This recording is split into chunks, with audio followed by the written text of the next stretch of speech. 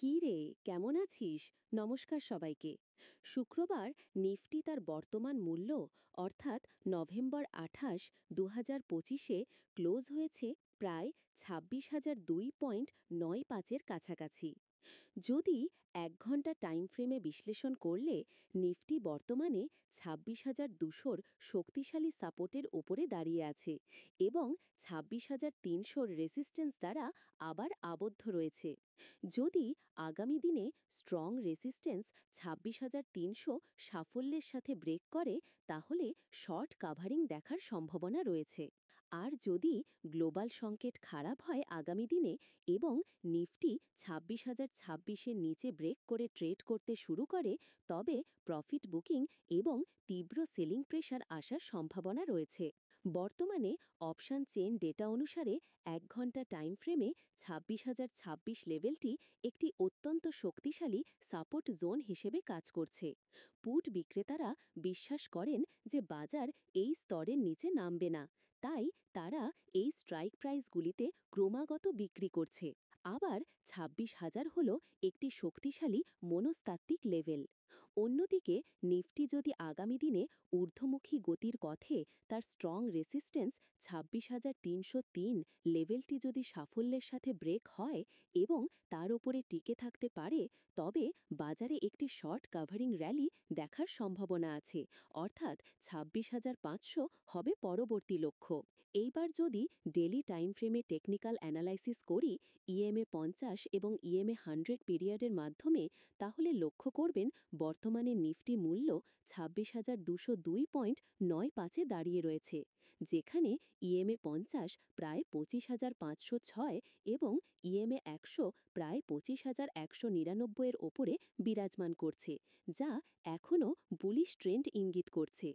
আগামী অর্থাৎ সোমবার নিফটিতে যদি ইন্ট্রাডের জন্য ট্রেড প্ল্যান করি তাহলে জন্য ১৫ মিনিট টাইম ফ্রেমে টেকনিক্যাল চার্ট অ্যানালাইসিস করলে লক্ষ্য করা যাচ্ছে ২৬,১৯৯ হল দিনের মূল বা কেন্দ্রীয় লেভেল, যা ইন্ট্রাডে ট্রেডারদের জন্য এটি হল গুরুত্বপূর্ণ পয়েন্ট।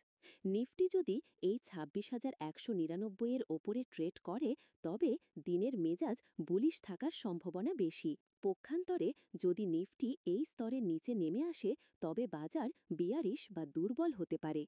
চলুন দেখা যাক গুরুত্বপূর্ণ সাপোর্ট এবং রেসিস্ট্যান্স লেভেলগুলো যথাক্রমে। প্রথমে যদি খেয়াল করি রেসিস্ট্যান্স অর্থাৎ R1 হল ২৬,২৫৫। যদি নিফটি এই জোনে পৌঁছায় এবং সেখান থেকে বিক্রেতাদের চাপের কারণে রিজেকশন বা প্রতিরোধ আসে তবে এটি একটি শর্ট বা বিক্রি করার সুযোগ তৈরি করতে পারে। কিন্তু ২৬,২৫৫ এই স্তরের উপরে ১৫ মিনিটের মজবুত বুলিশ ক্যান্ডেলস্টিক যদি ব্রেক করে তাহলে পরবর্তী রেসিস্ট্যান্স অর্থাৎ R2 হল ২৬,৩০৬-এর দিকে যাওয়ার সম্ভাবনা প্রবল। এইবার যদি সাপোর্ট অর্থাৎ S1 হল যথাক্রমে ২৬,১৩৬।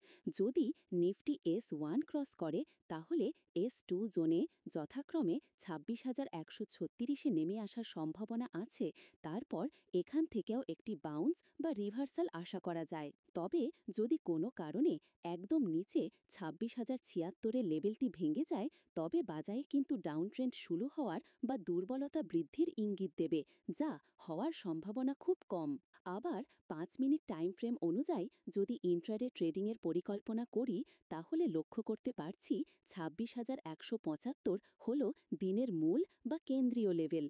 নিফটি যদি এই ২৬,১৭৫ পিভট লেভেল ওপরে খোলে এবং মেজর সাপোর্ট ২৬,১১৬ লেভেল ধরে রাখতে সফল হয় তবে লং পজিশন যাওয়ার সম্ভাবনা রয়েছে।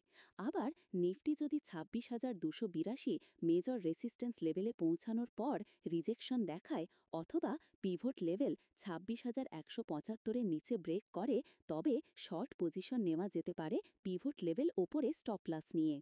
যদি নিফটি নিফটি ২৬,২৮২ ওপরে ব্রেক করে রিটেস্ট করে তাহলে নিফটি তার বুলিশ মোমেন্টাম বজায় রাখবে।